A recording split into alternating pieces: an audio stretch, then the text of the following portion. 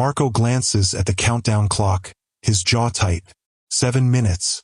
In 7 minutes, his quadrant of the multi-ton stage has to roll out of a stadium tunnel, connect to 3 other sections on a priceless soccer pitch, and be ready for a global superstar. A few feet away, Liam, a volunteer on his first ever field crew, nervously grips his cart, running the sequence through his head for the 1,000th time. He can't fail. A mistake from him could cascade, delaying the entire show. High above them in a darkened control room, Aisha, the broadcast director, watches a wall of screens. She has 80,000 fans in the stadium, but she's responsible for the hundreds of millions watching at home. Her show doesn't start in 7 minutes. Her show started an hour ago. And if Marco and Liam are 1 second late, her entire global broadcast falls apart. This is the invisible war fought in the middle of the planet's most-watched sporting event. What everyone sees is the World Cup final. 2 teams, 1 ball, 1 champion. For 96 years, the halftime break was sacred. 15 minutes for players to rest, for coaches to strategize, and for broadcasters to analyze. It was a pause in the game. But for the 2026 final, FIFA is doing something it has never done before. It's turning that pause into the main event. For the first time ever, the World Cup will have its own Super Bowl-style halftime show. A massive, globally broadcast concert designed to capture the world's attention. We see the spectacle, the lights, the sound, the star. But we don't see the real show. The hidden army that makes it possible, and the impossible timeline they're fighting against. Because to pull this off, they have to defy the one thing that governs all of football. The clock. But here's where it gets interesting. What's actually happening is a battle between tradition and television, fought in seconds. The official rulebook of soccer, guarded by the International Football Association Board, is brutally clear. The halftime interval should not exceed 15 minutes. That's not a guideline. It's a law of the sport designed to ensure player welfare and competitive fairness.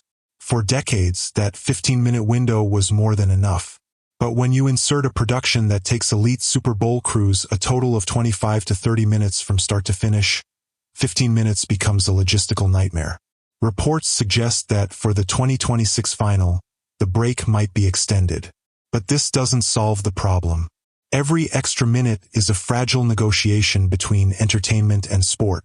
The performance itself is estimated to be around 11 minutes long.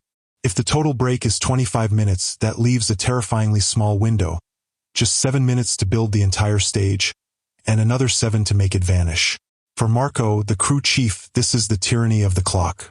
His team doesn't get 25 minutes. They get 2 7-minute sprints of what he calls controlled chaos. In his headset, a voice will count down the seconds. The moment the first half whistle blows, his team bursts from the tunnel.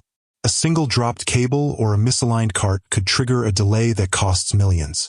The solution to this impossible timeline lies in a concept perfected at other massive events. Modular engineering. The stage isn't one giant piece. It's a puzzle, broken down into dozens of smaller, interlocking carts. Each one is a self-contained unit, designed to be moved rapidly by a small team, yet strong enough to bear the weight of lighting rigs, speakers, and performers. Hours before kickoff, Liam and the other volunteers pre-position these carts in the stadium's tunnels. Every piece is meticulously coded. Liam isn't just pushing a cart. He's responsible for Section G, Blue 4. He knows its exact path, its precise destination on the field, and the 3 carts it has to lock into. But you can't just roll tons of steel onto a field worth millions. The first part of the invasion is laying down a protective skin. Specialized flooring is rolled out across the turf, creating a temporary road for the stage carts. Only then does the stage itself move. Each piece snaps together with quick-release systems. Electrical, audio, and video lines connect in seconds. Marco's job isn't just to manage his crew. It's to confirm a series of green lights on his tablet, each one indicating a secure physical and data connection. The entire process is a feat of mechanical choreography, rehearsed for weeks in an empty parking lot until it becomes muscle memory.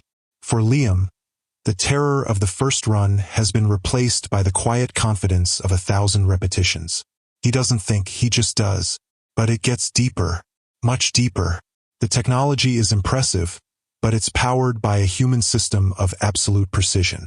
Why does this frantic, high-risk operation actually work? The psychology behind it is one of distributed cognition and extreme ownership. No single person understands the entire operation. Think about that. The production director has a master view, but they don't know the specific mechanics of locking pin G4. Aisha, in the broadcast truck, doesn't know the voltage of the lighting rig. And Marco, on the field, doesn't see the camera angles Aisha is planning. The system works because each person has a tiny, critical piece of the puzzle and is trusted completely to execute it. Their movements are plotted like a military operation. Access routes and credentials are pre-mapped to ensure every person is exactly where they need to be, at the exact second they need to be there. One blocked tunnel could cause a chain reaction of delays that jeopardizes the entire show. Communication is the lifeline. Aisha is in constant contact with her camera operators and the show caller, who is in turn connected to team leaders like Marco on the field. They are a decentralized network, adapting in real time. If a camera shot is blocked, Aisha has a backup. If a stage lock is stiff, Marco's team has a specific protocol to handle it without stopping. The goal is to have a plan so robust that no improvisation is needed.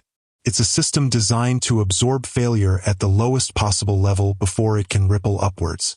Now let's follow the money. Why would FIFA, the guardian of a sport steeped in tradition, take on such a massive and risky undertaking? The answer is a blend of economics, entertainment, and something much bigger.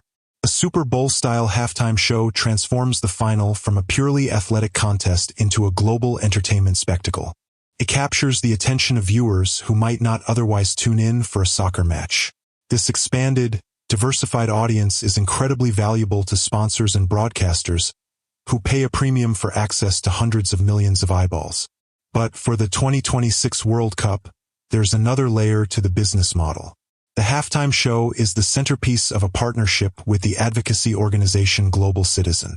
It's tied to a staggering charitable goal to help raise $100 million for the FIFA Global Citizen Education Fund. This initiative aims to improve access to education and sport for children in communities around the world. So, while Aisha is directing a television show for a global audience, she's also directing a commercial for a cause. The performance is designed to be the climax of a massive fundraising campaign. This adds a layer of purpose to the spectacle, turning the world's biggest spotlight into a tool for social good. But it also raises the stakes. A flawless execution isn't just about protecting the game or add revenue. It's about maximizing a moment intended to generate millions for charity. So what makes this operation so unique that nobody can copy it? It's not the modular stage or the skilled crew. It's the singular, unmovable context of the World Cup final itself. No other event on Earth commands the same simultaneous global audience. The Super Bowl is an American giant, but the World Cup final is a planetary phenomenon. This creates a gravitational pull for talent, for sponsors, and for media that is unmatched. An artist will rearrange their schedule for this. A brand will write a historic check for this. Furthermore, FIFA's control over the sport gives it the unique authority to bend its own rules. While a domestic league might face revolt from teams for extending halftime, FIFA, as the ultimate organizer of its own competition, can grant itself permission to create this new entertainment window, even if it pushes up against the spirit of its own laws. This combination of global audience scale and regulatory control creates a powerful moat. Only FIFA can offer this specific stage at this specific moment to this many people. It's a platform that can't be replicated, making the 2026 halftime show a once-in-a-generation logistical and economic experiment. So what happens next? As the lights go down and the first note hits, a new set of risks emerge. The show itself is a broadcast product. The lighting is designed for the camera lens. The sound is mixed for television speakers. For Aisha, this is the final sprint. She is cutting together dozens of camera feeds, telling a story within a story, all while the countdown clock ticks relentlessly in the corner of her screen. Any delay on the field has a direct impact on her ability to deliver a clean broadcast, potentially costing millions in advertising revenue and damaging the event's prestige. The shadow cost of this spectacle is the risk of failure on a global stage. If Marco's crew is late, if a piece of tech fails, if the show runs long, it's not just an awkward moment. It's a breach of trust with broadcasters, fans, and the players waiting in the locker room. When the last note fades, Liam will feel a surge of adrenaline as the order comes to clear the field. His 7-minute teardown sprint begins. For him, the show is over. But the true impact is just beginning, measured in the funds raised and the new precedent set for blending sport and spectacle. When you see that stage appear in the middle of the field, what you'll be witnessing is more than just a performance. You will be seeing the triumphant moment of a logistical war fought against time. You'll be watching the culmination of months of planning, engineering, and rehearsal, all compressed into a few frantic minutes. It's an operation where the stage crew, the broadcast technicians, and the security teams are the real stars, executing their roles with a precision that has to be perfect. The greatest success of this invisible machine is that you will never notice it.